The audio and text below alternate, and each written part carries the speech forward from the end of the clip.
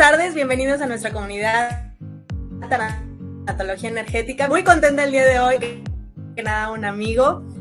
Para mí es fuente de inspiración. El día de hoy en nuestra tercera cápsula energética tenemos sé que cualquier presentación que te pueda hacer te queda muy corta. De momento nos vamos a pegar al desarrollo humano. Miguel Ángel es entrenador profesional en desarrollo humano, como ya lo comentamos, es entrenador de la mente. Tuve la fortuna de coincidir ahí en algún proceso de reprogramación mental contigo. Es fundador de Conciencia México, conferencista internacional y activista por la protección y conservación de la naturaleza.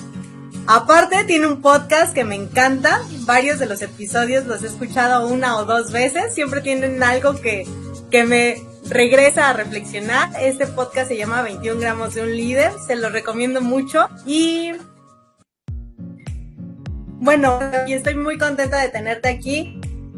La comunidad de Tanatología Energética, tu comunidad también. Espero que sea la primera de muchas conversaciones que tengamos en este espacio, tu espacio de igual manera.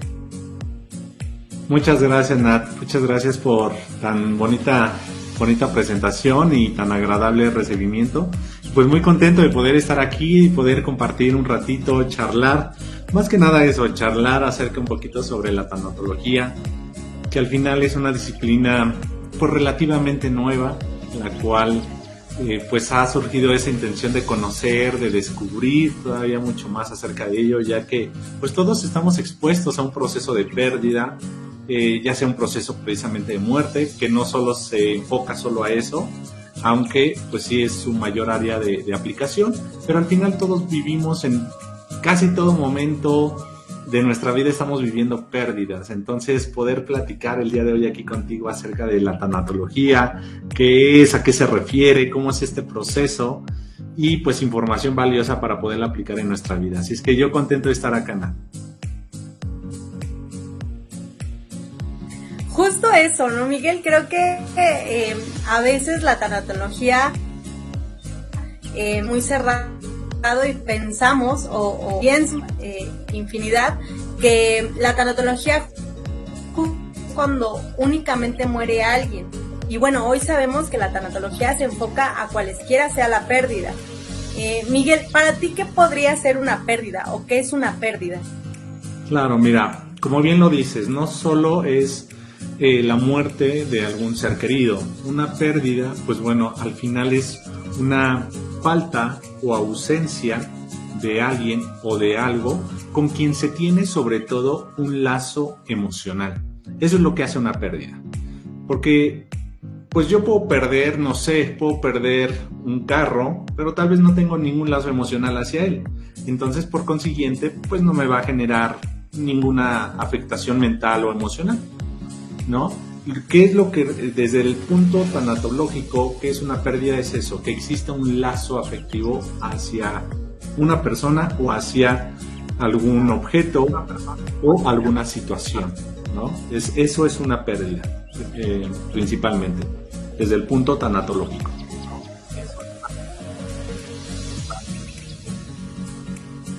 Claro.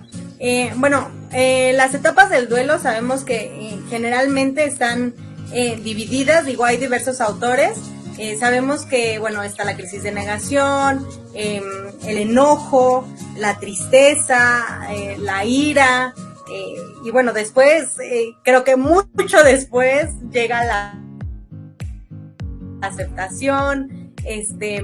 ¿Qué aprendizajes pudieras compartirnos de estos procesos que generalmente van en esa línea o versan sobre esa línea? Claro, mira, pues un proceso de duelo, como bien mencionas, es lo que sigue después de un proceso de pérdida. Es el proceso psicológico, emocional, el cual se da después de una pérdida. Entonces, este proceso lo que nos lleva o surge es para una nueva adaptación a una nueva realidad después de que ha surgido este cambio, porque al final nosotros estábamos en un equilibrio, estábamos en un entorno donde al faltar alguien o algo con quien teníamos ese lazo emocional, pues está esa ausencia, esa pérdida, entonces surge ese desequilibrio a lo que le llamamos duelo. Entonces el duelo, pues bueno, tiene Desde la mirada o desde lo que más se aborda son las 5 etapas que maneja Elizabeth Kubler-Ross, quien menciona que el primer paso o la primera etapa que se da es precisamente la negación. Negamos, decimos que no puede ser posible, yo estuve ayer con esa persona o la vi hace ratito, no, esa persona es muy fuerte, está súper sana, no es posible, debes de estarte equivocando. Esa primera etapa de negación de esas 5, la primera, se da precisamente para evitar ese shock, ese golpe, ¿no? Ese golpe emocional, mental, al escuchar una noticia de esa manera. Entonces realmente es una manera de protegernos, de cubrirnos ante esa noticia, para evitar una afectación mayor, ¿no?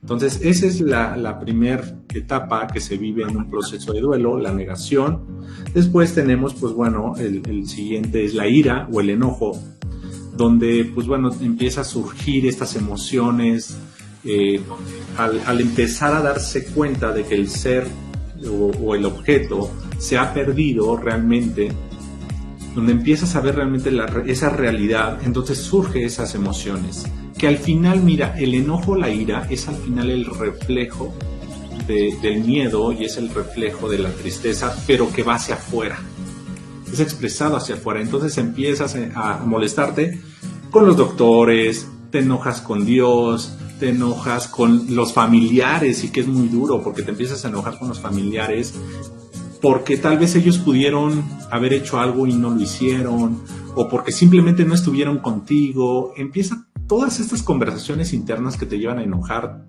a estar enojado con todo, ¿no? Con la vida, con Dios. Entonces, sobre todo esta etapa, ¿no? Que es la segunda. Después tenemos la tercera, que es precisamente este proceso llamado de...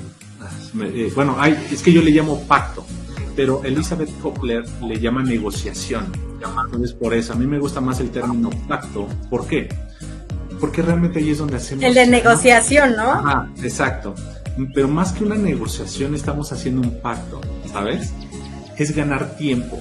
Por ejemplo, es ese proceso donde tú empiezas a hacer promesas para recibir algo a cambio. Por ejemplo, si tienes pérdida de la salud, haces un pacto.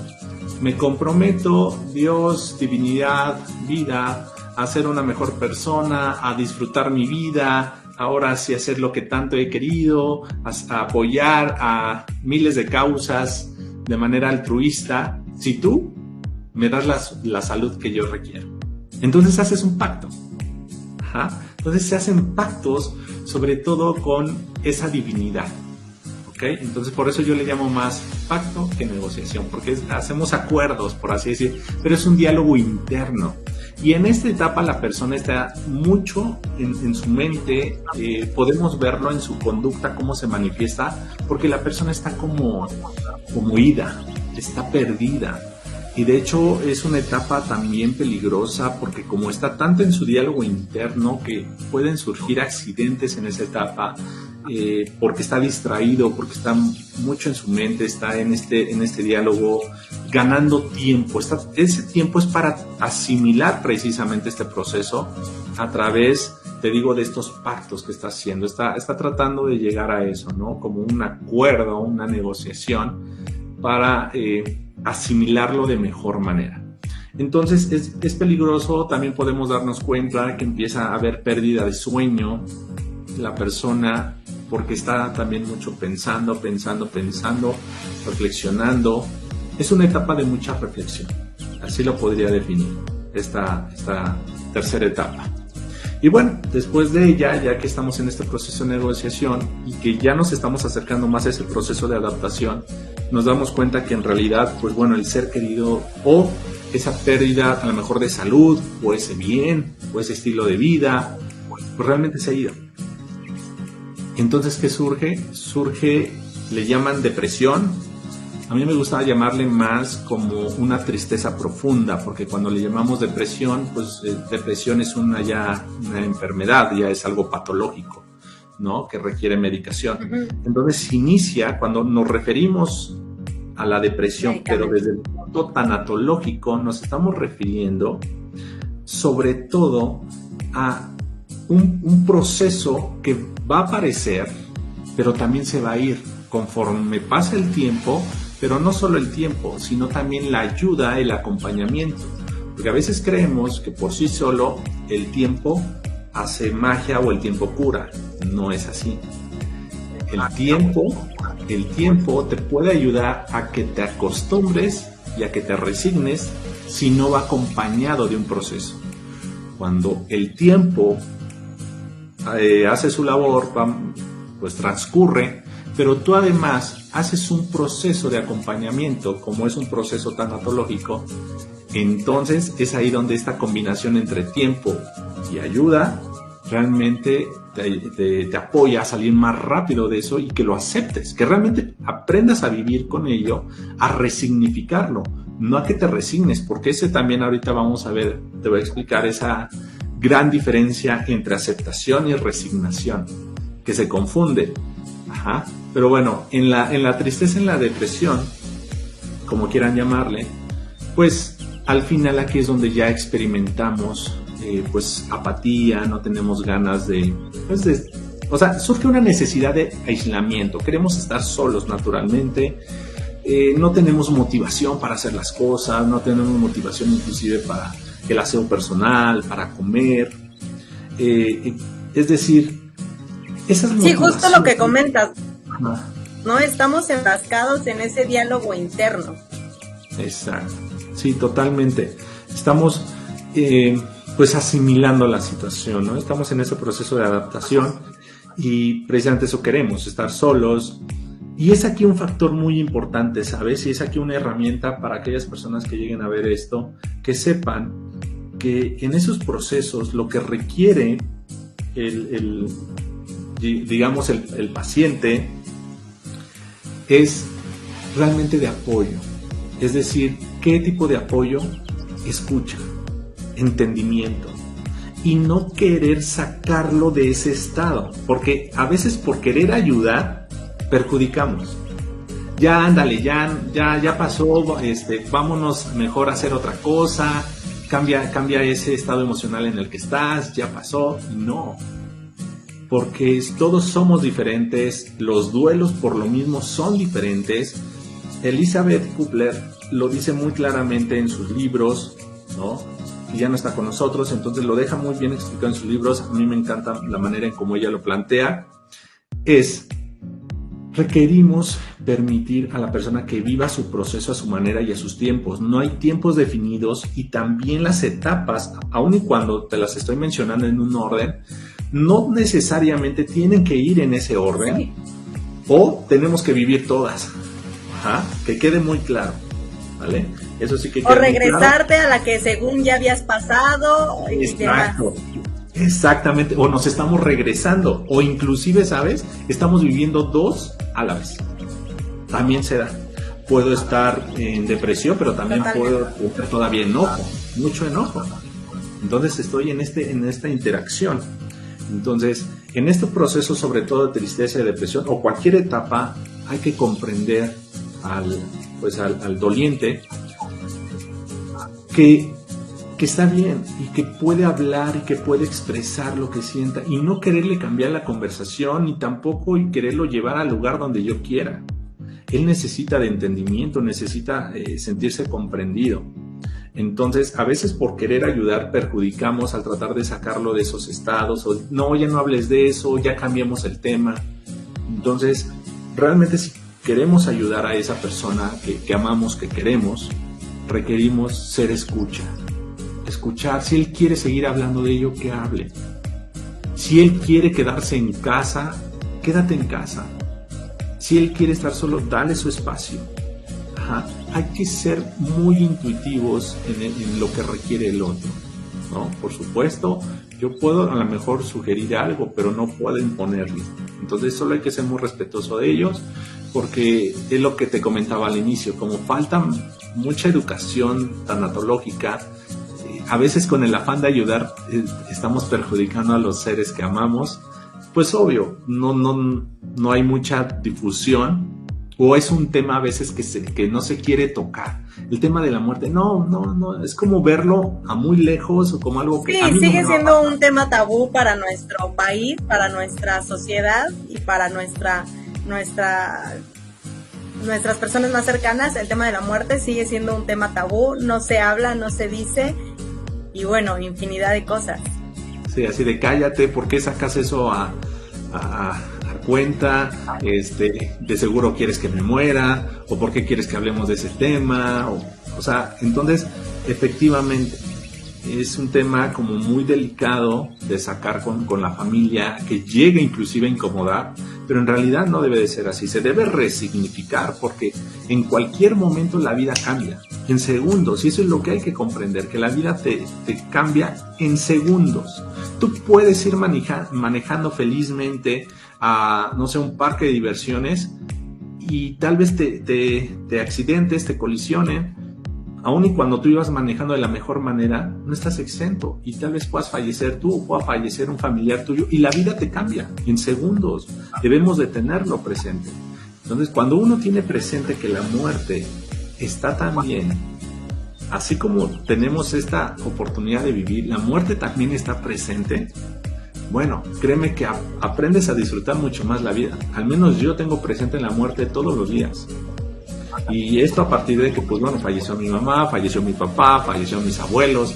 Entonces, pues ya pasé por, yo creo, las pérdidas más importantes que un ser humano pueda tener. Entonces, por supuesto, hay pérdidas muy dolorosas como hijos, ¿no?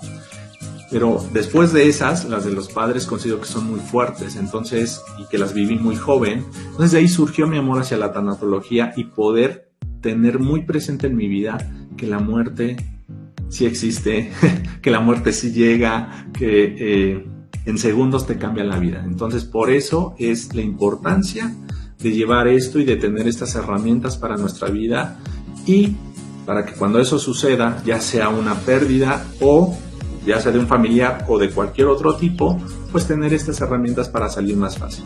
Entonces, regresando a la etapa de la depresión, pues bueno, al final aquí va a haber desmotivación, no va a haber ganas de hacer lo que habitualmente hacíamos, de comer, de asearnos, y es completamente natural. Hay que permitir a la persona que también se permite estar en este espacio, viviendo ese duelo, y de hecho, pues menciona, ¿no?, que es la noche, tanatológicamente le llamamos que es la noche más oscura, esta etapa, pero siempre llega la luz, siempre llega un mañana, llega un amanecer a esa noche oscura, y llega precisamente la aceptación. Entonces, después de un tiempo, me han preguntado, Miguel, ¿cuánto tiempo dura? No hay un tiempo como tal, puede ir desde 6 meses, puede ir a 1 año, puede ir a 2 años, esto depende de la persona. Depende de la persona, de su proceso, pero sí llega la aceptación. Sí, pues, que aun cuando hayan pasado muchísimos años y sientan que ya fue un proceso trabajado, esta situación puede regresar, puede tener remembranzas y vuelve a empezar este proceso giratorio, que no importa si crees que ya lo tienes en regla, ¿no? Ya lo tienes en paz, no importa si te regresas a algún proceso por el cual sientes que ya habías pasado o que ya lo tenías superado. Totalmente, como lo acabas de mencionar, es por eso que precisamente existen diferentes tipos de duelo. Existe el duelo anticipado, existe el duelo retrasado, existe el duelo crónico, existe el duelo patológico y el duelo ambiguo. Entonces, el duelo, por ejemplo, el duelo anticipado es cuando precisamente, ¿no?, te dan la noticia que pues, algún familiar, se entera el familiar que está en una etapa terminal. Entonces, pues empieza este proceso, entonces como que empiezas a anticiparlo, ¿no? Empiezas a vivirlo desde antes, junto con el familiar, empiezan a vivir este proceso de duelo. Tenemos el duelo retrasado. El duelo retrasado es cuando evadimos precisamente, nos ocupamos en los deberes, en lo que hay que hacer para ayudar, pues después de esta pérdida, ya sabes, pues, el funeral, ¿no?, el entierro, la parte administrativa, ver con el hospital. y entonces la persona evade ese momento. ¿Y qué sucede? Ese duelo retrasado, por lo general, lo he visto en la práctica, llega siempre después, sobre todo aquí en México, que practican mucho el catolicismo, después de los rosarios, ya que ya terminó ya todo, ya la última misa y demás, es donde pega, ya llega, y ahí empieza su proceso, ¿no? Porque lo estaba evadiendo y llega muy fuerte, ¿no? Pero es por eso, porque hubo un retraso. O puede inclusive llegar, tener retrasos a veces hasta de meses, ¿eh? Hacerse el fuerte de no pasa nada, yo lo tengo controlado, yo soy el fuerte de la familia, yo le tengo que dar sustento, y lo retrasan. Y cuando llega y golpea duro, como si hubiera sido precisamente ayer. Y tenemos el duelo crónico. El duelo crónico es más o menos lo que ahorita mencionaba. Sí, ¿no? O hasta años. Ajá, exacto. El duelo crónico, por ejemplo, es ese duelo donde me acuerdo y vuelvo a llorar, pero con intensidad, como si hubiera sido ayer. Entonces hay que tenerlo presente porque ahí entonces todavía no está trabajado por completo. Ojo, quiero aclarar que todos los tipos de duelo requieren de un acompañamiento. ¿Quién es el especialista? El especialista es el tanatólogo. Él es el especialista. Ahora, si tú te das cuenta que estás teniendo ya una situación patológica, un duelo patológico, ¿cómo es el duelo patológico? Que ya te afecta en tus actividades, que realmente ya está habiendo un daño en tu bienestar, en tus condiciones, estás dejando de hacer cosas por seguir a la mejor encerrada, seguir llorando, pero ya es prolongado.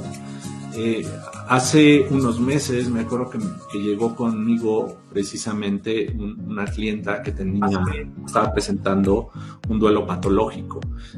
Se negaba a aceptar que su pareja había fallecido, aun y cuando esto ya tenía como unos 10 años que había pasado, y ya tenía alteraciones en su salud, tenía degradación en sus rodillas, por lo mismo de que no se levantaba, y así ya llevaba mucho tiempo. Entonces, cuando esto sucede, no hay que esperarse tantos años para darse cuenta que ya estamos en un duelo patológico, cuando nos negamos a aceptarlo, pero ya llevamos, yo podría decirte que un más o menos de tiempo es, si ya pasan 2 años y seguimos sin aceptar la situación o aferrándonos a que el ser querido va a aparecer, entonces ya estamos hablando de un duelo patológico, y ya cuando hay un duelo patológico, ahí sí, a excepción que el tanatólogo sea también psicólogo, si no, el tanatólogo lo canaliza precisamente con un psicólogo, y ya el psicólogo también lo va a evaluar y tal vez lo canalice con un psiquiatra, ¿no? Dependiendo de lo que requiera. Entonces, estos son los tipos de duelos que hay. Entonces, y pues bueno, también dependiendo la persona, ¿no? Dependiendo la personalidad, dependiendo el lazo que se tenga, el lazo afectivo hacia ese ser querido, dependiendo también nuestras creencias y nuestra manera de ver la vida y la manera en que se haya dado esa pérdida, y depende muchísimo para el proceso de duelo, ¿no? La intensidad, qué tan fuerte o qué tan... Sí, porque también, digo, mencionando un poco la pandemia que digo, todavía está latente, pero que hace 1 o 2 años estaba en su mayor auge, lo que mencionabas, ¿no? En México somos muy de rituales, la mayoría de la gente que practica el catolicismo y que hace una ceremonia o que los entierran, o sea que se quedaron sin ese ritual, llamémosle así, ese duelo inconcluso que traen acarreando desde, digo, de esta temporada difícil, esta etapa difícil que vivimos, donde no hubo como esa despedida, ¿no? Como que mucha gente decía, bueno, lo vi ahí, lo enterré, y bueno, esta situación que vivimos donde no te daban el cuerpo, donde solo te daban las cenizas, esta situación de los duelos inconclusos donde no hubo esa ceremonia o ese ritual que esas religiones practican, entonces también se agrava la situación en nuestro país en tema de duelos por esto ocurrido en todo el mundo. Totalmente, totalmente. La pandemia vino a sacudir, no solo por el mismo efecto que es la pandemia, sino sacudir pues emocionalmente, a sacudirnos en lo más íntimo, como es una pérdida de un ser querido, pero que además pues no poderse despedir, ¿no? Que ese es porque los rituales en los procesos de muerte sirven precisamente para generar un consuelo y para disminuir el impacto emocional. O sea, tienen un propósito los rituales, por eso es que existen desde hace miles de millones de años, desde que surgió la parte racional y empezó a desarrollarse estos juicios hacia la naturaleza, y empezamos a crear nuestra divinidad, esta conexión con la naturaleza, y empezar a saber que hay una inteligencia mayor. Se empezaron a desarrollar estos rituales, pero fue con ese propósito, precisamente de, pues bueno, uno, generar un mayor bienestar; dos, generar una unión familiar también; disminuir el impacto emocional, disminuir la ansiedad, disminuir la depresión, y el que no puedas hacer como ese cierre, ¿no? Claro, ese cierre de lo que no se pudo decir, efectivamente, esas palabras. Porque espiritualmente se dice que, esto es espiritualmente, no religiosamente, quiero aclararlo, yo soy muy respetuoso de las religiones, espiritualmente, y que espiritualmente también hay diferentes posturas, el cuerpo, bueno, el alma del ser humano está todavía presente cuando nosotros estamos o tenemos su cuerpo, y realmente empieza su proceso, ¿no?, espiritual cuando ya es enterrado, pero antes del entierro está presente su alma. Entonces realmente sí puedes hacer un cierre con esa persona y decirle lo que faltó, decirle lo que tú necesitabas que sabiera, porque su alma ahí está. Porque al final esto es un cuerpo, al final es como, en la tanatología lo vemos mucho como el cuerpo es el gusanito, ¿no? Y ¿qué hace el gusanito? Se convierte en mariposa. Bueno, es lo que pasa, necesitamos deshacernos de este cuerpo para que salga la mariposa, que es precisamente el alma.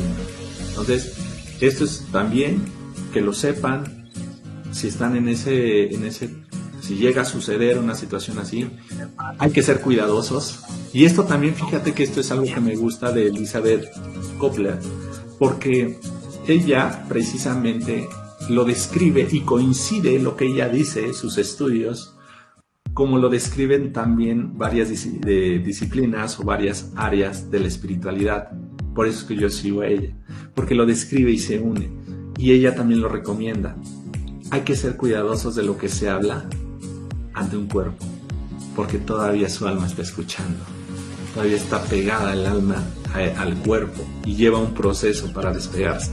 Entonces, pues bueno, por supuesto esto nos sacudió que no nos pudiéramos despedir de nuestros seres queridos, pero también tanatológicamente es replantearnos la relación. No es que ahí se murió la relación, hay que aprender a replantearla ahora. Saber que bueno, ya no está físicamente, pero no por eso voy a dejar de amar a la persona, no por eso significa que no me pueda escuchar.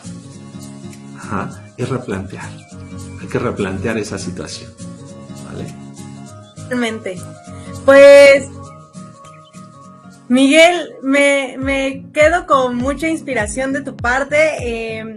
El nombre de tanatología energética justamente es por eso, de que creo y pienso firmemente que todos somos energía, que vibramos uno al otro y que no hay ni siquiera otro, ¿no? Que todos somos un todo, y me quedo muy agradecida. Me encanta tenerte este espacio, tu espacio cuando quieras.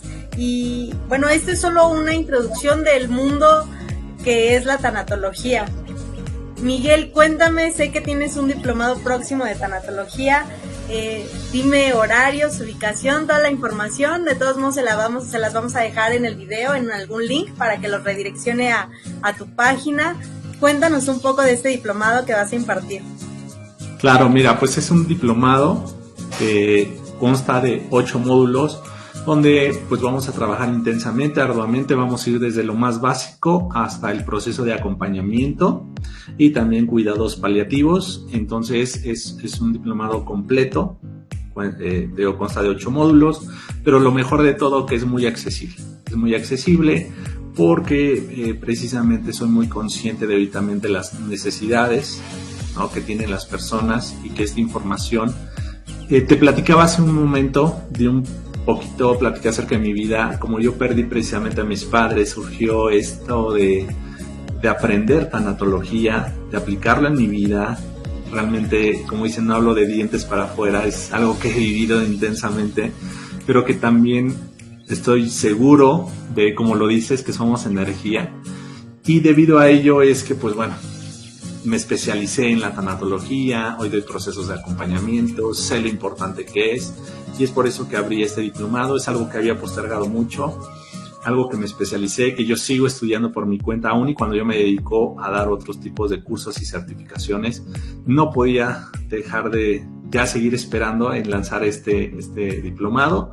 Entonces es muy accesible, precisamente aquí se les va a dejar un link para quien guste, para que preguntes. Créeme, te va a sorprender la inversión. Yo no le llamo costo, es una inversión, porque al final cuando uno invierte en sí mismo, en su desarrollo, es la mejor inversión que uno puede hacer. Está muy accesible para cualquier bolsillo. Entonces consta de 8 módulos. Vamos a comenzar el 29, es lunes 29 de agosto. Iniciamos. Entonces, para que se preparen, si quieren estar por acá, aprender, seguirse desarrollando, para mí va a ser todo un gusto, un honor poderlos apoyar en su crecimiento personal y en este tema tan padre que, bueno, al final es resignificar y encontrar un sentido a la vida, como diría Viktor Frankl. Totalmente, Miguel. Digo, escuchándote me hace recordar que el día que yo llegué contigo justo fue porque tenía una pérdida de mi abuela y bueno, hace rato te escuchaba hablar y me fui a ese espacio en ese momento. Sin lugar a duda este tema requeriría más difusión, que la gente tuviera más conocimiento, que no fuera como un tema tabú, que incluso pudiera impartirse o tocarse el tema en las escuelas, si bien para alguna pérdida de algún ser querido, para cualesquiera sea la pérdida, como te lo comenté al principio. Y bueno, les dejaremos el link de la página de Miguel Ángel Reina abajo del video, el informe, los datos del diplomado. Y bueno, Miguel, es un gusto tenerte aquí. Te mando un fuerte abrazo. Eres de mis personas especiales, de las personas que utilizo de inspiración para mi andar, mi caminar, y sin dudarlo, espero tenerte nuevamente en este espacio. No, hombre, gracias a ti, Nat, gracias por tus palabras. Sabes que las tomo con mucha humildad. Al contrario, somos alumnos y somos maestros al mismo tiempo. Yo también aprendo de ti constantemente, también eres una inspiración. Entonces, qué gusto de poder coincidir contigo, de poder contribuir a tu proyecto. Te he visto crecer y me encanta lo que estás haciendo. Entonces, yo encantado de seguir contribuyendo y de poder seguir, poder apoyar, aunque sea con un granito de arena, a las personas que así se lo permitan, ¿no? Porque aún y cuando uno quiera llegar a miles de personas, no todos están abiertos, no todos están dispuestos. Entonces, aquellos que lo permitan, bienvenidos. Muchísimas gracias, Miguel. No, hombre, gracias a ti. Bueno, muchas gracias por estar aquí en su canal Tanatología Energética. En esta tercera cápsula tuvimos a Miguel Ángel Reina. Es una de las mejores personas que pueden encontrar. Abajo les voy a dejar el enlace de su página. Sí.